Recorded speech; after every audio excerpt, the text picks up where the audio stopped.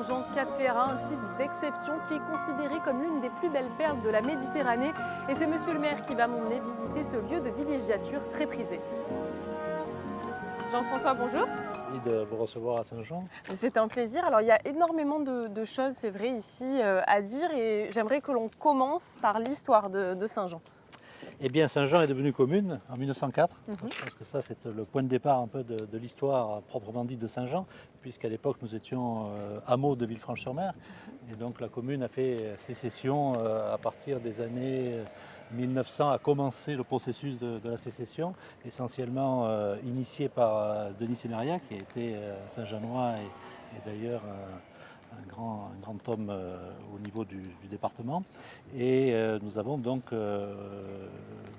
sommes séparés de Villefranche-sur-Mer en 1904. Et Saint-Jean s'appelait d'ailleurs Saint-Jean-sur-Mer de 1904 à 1907 et a pris la dénomination Saint-Jean-Cap-Ferrat en 1907. C'est pour ça que tout est collé, c'est donc ce que tout vous est collé, y compris Beaulieu, qui Beaulieu également était une dépendance de Villefranche-sur-Mer, mais Beaulieu s'était affranchi de la tutelle villefranchoise en 1891, là aussi sous l'impulsion d'Hippolyte Marinoni, qui était l'inventeur de la rotative de journaux. Je pense qu'un des personnages clés de l'histoire de Saint-Jean a été Léopold II, le roi Léopold II, qui en 1890, quand il venait à Nice avec toute l'aristocratie mondiale qui a découvert la Côte d'Azur vers la fin du XIXe siècle, eh bien, un jour a poussé son carrosse jusqu'à Saint-Jean-Cap-Ferrat et a découvert un endroit, ce joyau de la Côte d'Azur avec une nature à l'état brut encore. Et en 1909, donc, à son décès, il avait pratiquement 1/5 de la surface de la presqu'île, c'est-à-dire 50 hectares.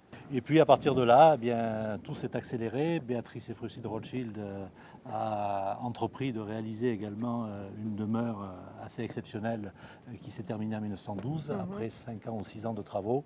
Et puis toute l'aristocratie se retrouvait dans ce joyau, comme vous disiez, cette presqu'île assez exceptionnelle. Qu'est-ce que l'on peut visiter d'autre ici? Alors c'est vrai qu'il y a le grand hôtel de Saint-Jean-Cap-Ferrat, on ne peut pas le visiter, mais ça fait partie quand même Le grand hôtel fait partie quand même d'un des plus grands établissements emblématiques, je dirais même de la Côte d'Azur, puisqu'aujourd'hui c'est quasiment le seul 5 étoiles Palace qui a été réalisé en 1908, dont on voit encore aujourd'hui le bâtiment. Et sur les photos anciennes, on peut s'apercevoir qu'autour, il n'y avait pratiquement rien, puisqu'il faut savoir que la partie haute de la presqu'île, justement, à l'arrivée de Léopold II et la création du lac artificiel avec la Compagnie Générale des Eaux à l'époque, a permis l'irrigation du Cap, qui n'existait pas. Alors j'aimerais que l'on parle d'un projet qui compte beaucoup pour vous et qui devrait se concrétiser si ça fonctionne l'année prochaine. Saint-Jean-Cap-Ferrat va peut-être être inscrit au patrimoine mondial de l'UNESCO. Saint-Jean-Cap-Ferrat, effectivement, fait partie de la candidature au patrimoine mondial de l'UNESCO, avec, dans le cadre du projet Alpes Maritime. C'est la première fois qu'il y a une candidature tripartite entre la France, l'Italie et la Principauté de Monaco. Pour des questions d'ordre administratif, c'est l'Italie qui a déposé la candidature.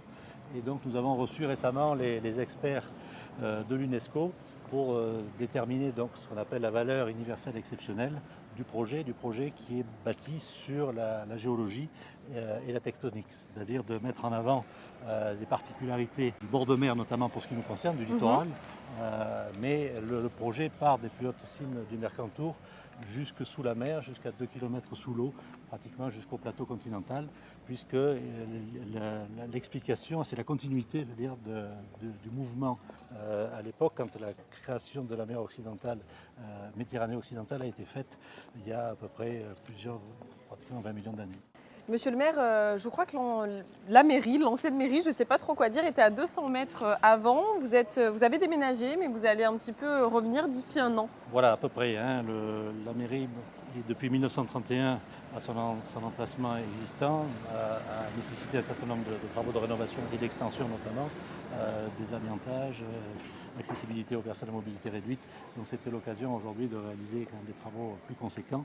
Et donc nous avons déménagé le temps des travaux, bien évidemment. J'espère qu'à la fin 2019, nous aurons réintroduit nos locaux entièrement neufs, où on pourra accueillir évidemment les administrés dans de bonnes conditions. Monsieur le maire, on est dans la rue commerçante que vous allez bientôt refaire, je crois, rénover. Tout à fait.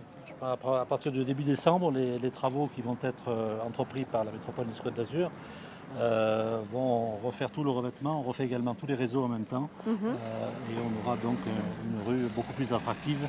On va également supprimer ici les 2 îlots au milieu qui aujourd'hui bloquent la circulation. On va réaliser à la place des emplacements de roues ici tout un grand trottoir qui sera pavé de façon à donner quand même une autre approche et une autre visibilité sur les commerces qui sont ici. Donc toute cette partie-là va être rénovée en 2 phases. Dans la première partie qui va s'arrêter pratiquement au pied de l'église et la deuxième phase sera faite en 2020 ou 2021 par la suite. Par rapport aux travaux qui ont déjà été réalisés, qu'est-ce qu'il y a eu dans la commune, que ce soit au niveau de la mairie récemment ou de la métropole? Nous avons réalisé, puisqu'on a fêté l'anniversaire cette année, le premier anniversaire cette année, une maison des jeunes à Saint-Jean, qui faisait défaut, c'est-à-dire pour nos préadolescents et adolescents, ouverte donc pour des jeunes Saint-Jeanois ou de l'extérieur qui sont en villégiature ici de 7 ans à 17 ans, et qui permet donc, avec une directrice d'animation, d'avoir des projets, de même réaliser des projets, faire des ateliers ludiques, et qui fonctionne très bien, puisqu'au bout d'un an d'existence, on a pratiquement 80-90 adhésions. Donc c'est un succès, ça prouve en tout cas que c'était une nécessité. Le projet qui est en cours actuellement aussi, c'est une maison d'assistante maternelle. Donc là, on va recevoir pour les parents qui ont des enfants entre 0 et 3 ans, qui ne peuvent pas être encore scolarisés. Donc ça répond aujourd'hui à un besoin de familles dont les parents travaillent, de pouvoir faire garder leurs enfants par des assistantes maternelles. Donc ça va être mis à disposition d'ici 1 mois et demi, ça sera terminé, je pense inauguré mi-décembre ou fin décembre. Où est-ce que vous m'emmenez maintenant, monsieur le maire? Eh bien écoutez, on longe le vieux port, ce qu'on appelle le vieux port, qui d'ailleurs va commencer sa dernière phase de travaux, c'est-à-dire que les 2 premières phases dans la première partie du port que vous avez vu ont été complètement structurées, le quai évidemment des commerçants, mais également des travaux structurels au niveau des pontons. Bien là aussi on va reprendre tous les pontons et également tous les bateaux que vous avez aujourd'hui au milieu du plan d'eau seront raccordés sur des pontons. Donc il n'y aura plus aucun bateau au milieu du plan d'eau. Donc ça c'est des travaux qui démarrent la semaine prochaine et qui devront se terminer vers la fin mars à peu près de 2019. Et puis maintenant je vous emmène direction Jardin de la Paix, mais on va passer par un petit chemin qui est un petit raccourci qui s'appelle le passage des Fosses, qui est aussi un endroit emblématique de Saint-Jean, qui nous ramène vers la baie des Fosses, une des plus belles baies de Saint-Jean, une petite anse exposée plein sud et qui a toujours une fréquentation record.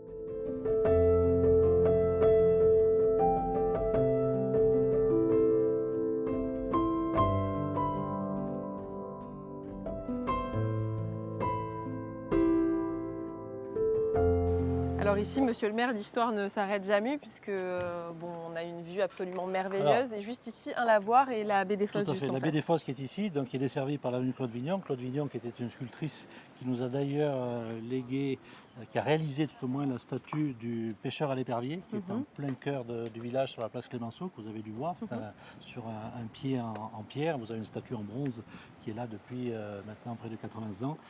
Claude Vignon qui était donc l'épouse de Maurice Rouvier, qui a été président du Conseil et sénateur des Alpes-Maritimes.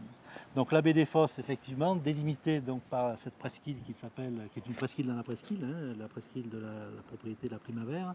Et derrière, donc on va voir la baie des Fossettes, qui est en fait les petites fosses qui s'appellent les Fossettes et qui surplombent le jardin de la Paix sur laquelle nous allons nous retrouver.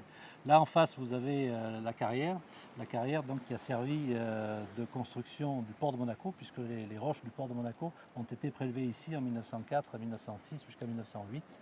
Et donc à l'époque, le prince Albert Ier, qui était le prince au début du XXe siècle, menait les opérations de terrassement sur cet espace emblématique. Là, monsieur le maire, on arrive doucement mais sûrement à la chapelle Saint-Hospice qui voilà, est on arrive magnifique. à la pointe de Saint-Hospice, c'est le cul-de-sac sur la chapelle Saint-Hospice que vous avez sur votre droite, qu'on va rejoindre, qui est juste au-dessus donc, du cimetière de Saint-Jean, pratiquement un cimetière marin, puisqu'on est au bord de mer. Le cimetière surplombe la mer et la Pinède.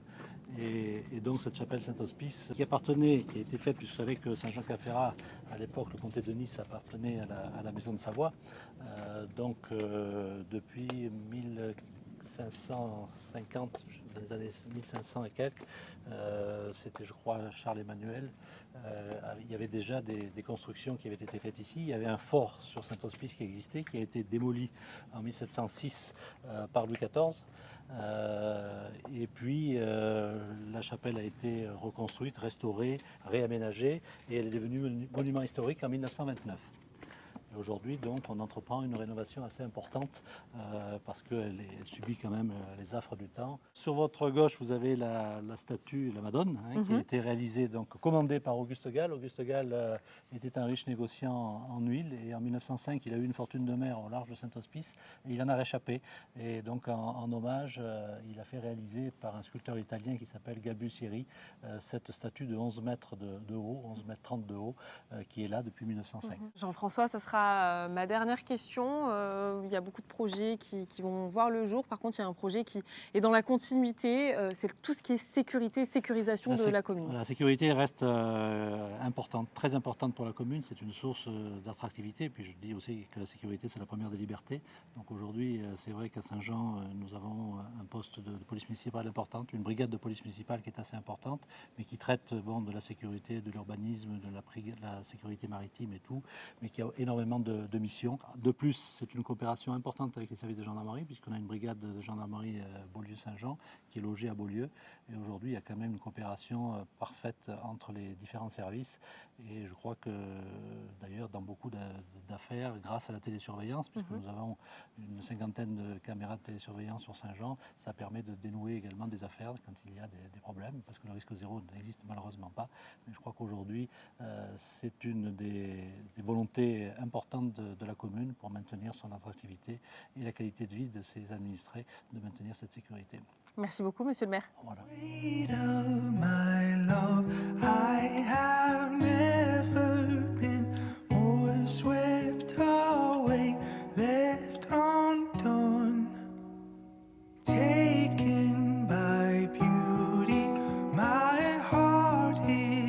C'est la fin de journée pour nous à Saint-Jean-Cap-Ferrat. J'espère que vous avez passé un aussi bon moment que nous. On se retrouve la semaine prochaine pour découvrir une nouvelle commune métropolitaine. Bye bye.